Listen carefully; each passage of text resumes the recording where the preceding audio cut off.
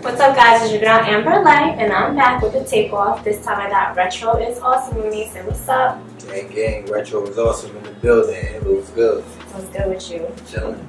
Just got work. Yeah. How's that? I'm well right now. I'm saying I'm hyped. Swishtape at the job. You feel me? Yeah. You were born and raised in Plainfield, New Jersey, right? Yeah. Plainfield, New Jersey. What was your upbringing like? Me, I'm from the East End. You know what I'm saying? East End of Plainfield. For those who's from there, they know. You know what I'm saying? Johnson Avenue. It's kind of like a rough little area. You know, like everybody grew up playing ball, rapping, hustling, whatever. You know, just regular shit, regular like any other hood. You know what I'm saying? And you fell in love with music over basketball. Yeah.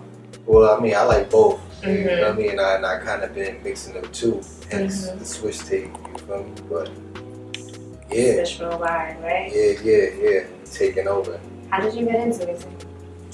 I got into music really because my pops was doing it. You know what I'm saying? And what he would do is when me and my younger sister was real small, like he used to write songs for us. You know what I'm saying? We recorded in the studio probably, you know what I'm saying? Like just little shit. He was trying to make stars, you know what I'm saying? Anyway, my parents split probably when I was like 5, something like that. And then I just took it upon myself, you feel me? Like I was playing around with it like, you know, like yo, I could rap, but I don't know, like around like I said like 2013 when I probably started doing shows and stuff like that. How old were you At the time I was probably like 18, something like that. Okay, so you started young. Yeah, some shit like that. Yeah. So yeah, I mean, started doing shows, putting shit on iTunes, getting an ill response. So I was like, I'm gonna take this shit serious. You were featured on Snoop's Unsigned type, right? Yeah. How was that like? That was crazy because Snoop is a legend. Like, Snoop is a legend, so any type of recognition on that type of level is always like, it's fire, and it kind of keeps me going. Like, it lets me know like what I'm doing is making a wave. You know what I mean? So it's just my job to keep providing that wave. Straight like that. So you just said that you're dropping a new tape, right? You call it Swishtape, right? December 14th. December 14th, that's next week. Yeah. Correct? Yep. And it's hosted by DJ Nick, Yep. who is Shout out a DJ sub-ants DJ and a part of the Marino Infantry. And then producer as well is part of Marino, right? Yeah, so it's a 10-track tape. 3 of the tracks was produced by Lear. He's part of Marino Gang. Okay. Shout out to that whole camp, whatever. And then the other 7 joints produced by my man Prano. He's like this young European dude from Amsterdam. But he be making crazy beats. Yeah, like that's dope. He flooded my email with the heat. He rolling right now. Swishtape, December 14th. The beats are dope on that. I complimented that. So when your manager hit me up and he just said, oh, you know, how do you like the tape? I told him, I was like, I'm gonna be honest with you, I couldn't even make it past track 2. He's like, why? I was like, yo, I was so stuck on Superman. And I just kept putting that shit on repeat. So I'm right. I was like, yo, I didn't listen to the whole tape yet. Yeah. He's like, I'll take that as a compliment. I'm like, no, that's a good thing. And I told him once I did listen to the project in full, I was like, he's dope. Like, you've always been dope. And like the Joe Budden video we put out, I thought that was dope. Your flow's dope. You're unique. You're different. You talk about things. But you're also not out here pretending to be somebody that you're not. So I told him that, and I was like, I fuck with it. So I fuck with it. So I want you to tell me, one, how that relationship started with you and Marino Infantry, and then where your inspiration came from as you were making the Swishtape. Alright, so the whole Marino Infantry thing, it really started with, I was working on this album called Fountain of Ice that I had dropped last year. I had A$AP on one of the records. It was called OK. So I mean, that was just a straight business move. It was no like, I wasn't in with nobody. Like, it was just a straight email, reach out, we set it up. You know what I'm saying? But this shit is a banger. You know what I'm saying? It's on iTunes, Spotify, all that. Fountain of Ice, OK. Gotta plug that in there. But So yeah, we did that record, and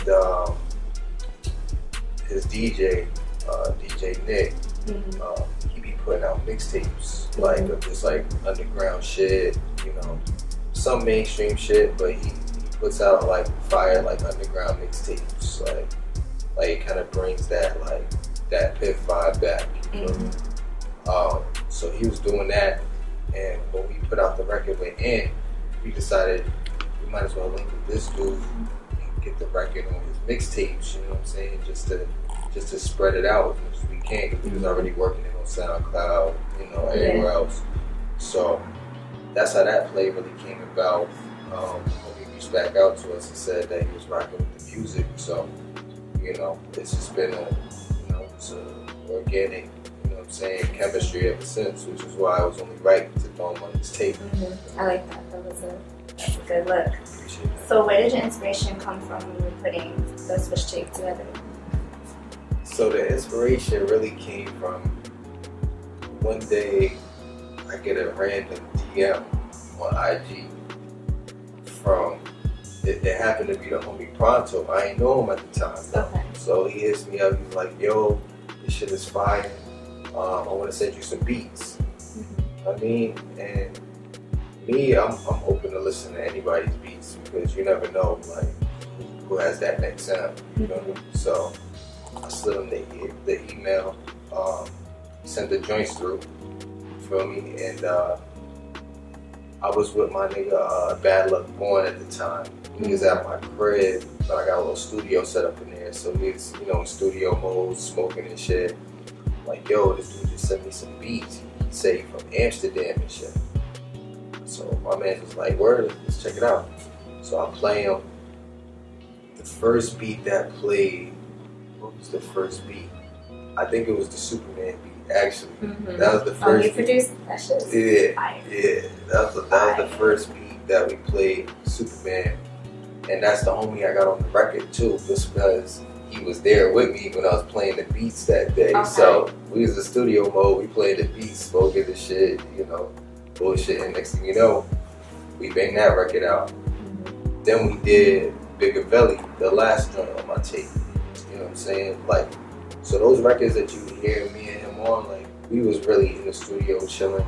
That beat came on and we was just rocking on it. So that's, you're going to hear that chemistry on those type of joints. Yeah, you do hear your collaborations seem like you've known them for a while and that you wrote that. Yeah, for sure. So what is your favorite track off of the tape? Shit. My favorite track, it was Giannis for a little bit. Then it was God for a little bit. But I don't know. Right now, it might be 36. So you don't have a favorite song, is what you're telling me? Basically, it depends on your mood, which one's your favorite. Basically. Okay, fuck with that. What are your deepest lyrics on the tape? Deepest lyrics on Something the tape. that you like felt. Shit. Probably, you know what I'm saying, like on those records I just named, like, on God, I said, when you this high, you feel like God. My love is so soft, I go so hard. And I told you right from the start that I chose this life, so I gotta go hard. Like, you feel me? Like, That was you feel me? And that's the hook of the record. So it's like, you know, or we could go into Giannis, like it's just me, just, you know what I'm saying, reflecting on these records. Like, the shit say, making life decisions. I could have been dead and spent my life in prison. Like, you feel me? Like, it's just all facts. Like, you're dropping gems when you're tape. So it's not just like a turn up, it's like yeah, a little bit of everything. I try to put some medicine in the candy, you feel me? Some shit. Yeah. So, as an artist, what do you believe is the hardest thing to overcome breaking into the music industry? Hardest thing to overcome? I would say the hardest thing to overcome is probably like trying not to get caught in that internet microwave cycle. You know what I'm saying? Just at least for me, like my journey right now is just trying to just stay true to myself and not get caught up in the hype and what's going on, and just doing it my own way. For me, so I feel like that's probably the hardest thing to do, but the best thing that you can do as an artist is to just go at your own pace and, you know, run at your own stride. So how do you overcome that? You feel me? Like, cause you told me not gonna say what bothers you, but like the hardest thing for you to overcome. What keeps you motivated to keep going on despite of that? I worded that all types of my bad. I mean, for me personally, for one, it's the love of the music. Like, I really love this shit. Right? You feel me? Like, my whole creative process, like, when I first started rapping, I was a real lyrical nigga. Like, my goal was to have the most, like, intricate lyrics. You feel me? I got over that, and I'm like, all right, I'm good at that. What can I do next? You know, like, not to toot my own horn, but that's just how I work. You feel me? It's like, all right, I got that covered. What's next? Next thing you know, 2016, I started making beats. You know what I'm saying? Started making beats, and then I started trying to figure out what's the best flow to put on these beats. Like, you know, like, that's really how I break my shit down. You feel me? So, for me, it's just the love of all that, just trying to level up. You feel me? I like that answer. So the main concept behind the takeoff is we all have, you know, struggles that we go through, and I celebrate growth on the show. Yeah. So what I want you to do is tell me of a story that made you become a better person. Something you went through that almost like made you say fuck it, but you were strong enough to be like, you know what, I got this. Yeah, I mean, for me, it was probably back in 2015. You know what I'm saying? I was going through some things in the house with my peoples. You know what I'm saying? Ended up getting kicked out the crib or whatever. You know, and at that time, like, I don't know, it was just kind of like I was in a dark space because I felt like, you know what I'm saying, at that time no one had no regard for, like, you know, like my safety or, you know what I'm saying, my well-being. So it turned me into a whole different, you know what I'm saying, type of person. So, you know what I'm saying, but with that being said, like, I thank God every day, because I always say I could have been homeless, I could have been dead in prison. You feel me? Real talk. Like, from that point on, my life could have went so many different routes, but I made sure that shit didn't affect my music. You know what I'm saying? I kept, you know what I'm saying, I kept on pace with my releases and all that. You know what I'm saying? And I just took the lemons and made lemonade. You feel me? What was the lesson, do you feel like, behind all of that? The lesson. Yeah, what did you learn from it? The lesson was that at the end of the day, only you got you. You feel me? Like, you know what I'm saying? It's nice to have people to depend on, but at the end of the day, you don't want to operate like you got people to depend on. You gotta be able to depend on yourself, because that's the only way that you can really truly make moves as a boss. Yeah, I mean, be grateful for anybody who wants to help. You know what I'm saying? Always be grateful for that, but just be prepared just in case that help ain't there. So, before we sign out, I want you to name some of your achievements. I know you've had blog posts up on Hot New Hip Hop, Hot 97. Yeah, Hot New Hip Hop, Hot 97, Two Dope Boys, Respect Magazine, all type of shit. You know what I'm saying? The Source. Yeah, you know what I'm saying? I just did a show this past Monday. I was up in Philly for the Trap Tsunami Sound Gallery show. December 19th, I'm gonna be at SOB's with Thousand Band Fawny, you know, so it's gonna be lit because I'm gonna be performing joints off my tape. So, because that shit's dropping December 14th, Swishtape. Yeah. So, are you performing at South by Southwest this year as well? Yeah, more than likely. Like, I heard you killed the last one. Yeah, that shit's fun, yo. Like, I bet. Austin, Texas, their slogan is like keep Austin weird. Like, so that's how you know it's lit. I didn't know that. Yeah, that's dope. Like, yeah, I hopped on the bus and seen that shit one day. Like, she said, keep Austin weird, some shit. Fuck with Austin though. It's like, I mean, I gotta go to Texas now. That's what that's about. So, what would you want your legacy to be? What would you want to leave your mark as in the music game? I mean, I just want my legacy to be quality music. That's my thing. Like, quality music, but it's, you know what I'm saying, it's some real, like, gutter shit. You feel me? Like, it's never gonna be no bubblegum pop record shit. It's gonna be some real gutter shit, but it's gonna be quality music. Fire beats, fire lyrics, fire flows, fire delivery. At least that's what I'm aiming for everything. So before we sign up, I want you to give advice to yourself 10 years from 10 years ago.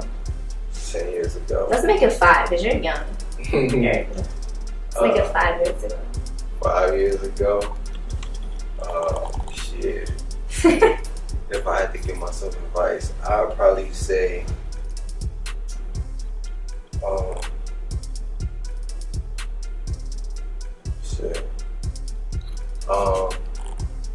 I think what I would want to say is try not to, I don't know how to word it, yo. My fault. Word it out. I'm trying to figure out how to word it the right way. Try not to,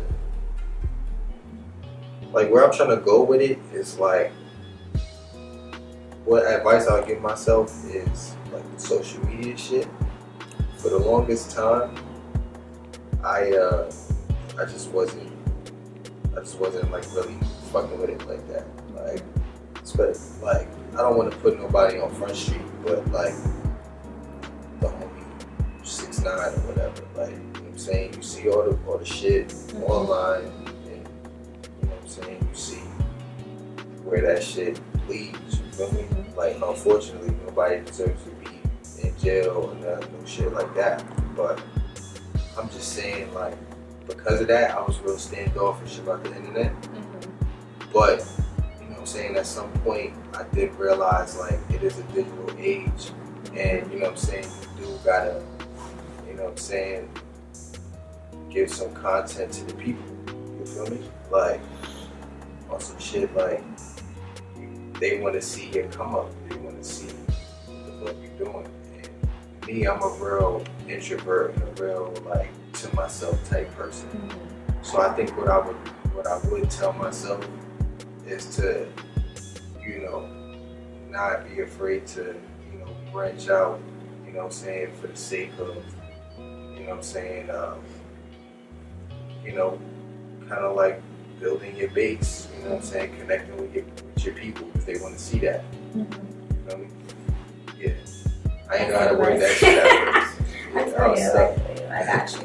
So, I need you to shout out your social media and where they could find the Swishtape on the 14th. Alright, you can follow me everywhere at RetroIsAwesome. Everything spelled correctly, none of that bullshit.